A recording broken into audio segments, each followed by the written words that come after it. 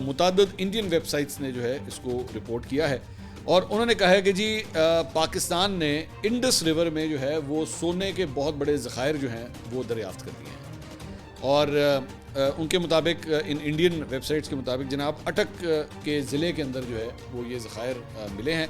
और उन्होंने geological survey of Pakistan को कोट करते हुए कहा है कि जी उन्होंने तकरीबन 32.6 मीट्रिक टन सोना जो है वहाँ पे दरियाफ्त किया है और उसकी जो कुल मालियत बनती है वो तकरीबन 600 अरब रुपए बताया जा रहा है जो बनती है।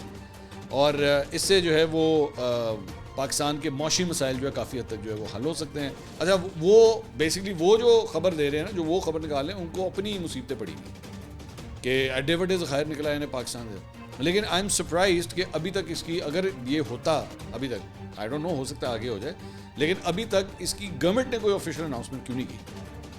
मतलब मैंने तो, वरना अगर ये वाकई इतनी बड़ी खबर होती तो पाकिस्तान के अंदर जो है, आपके ख्याल में हमारे मिनिस्टर्स छोड़ते हैं इस बात को?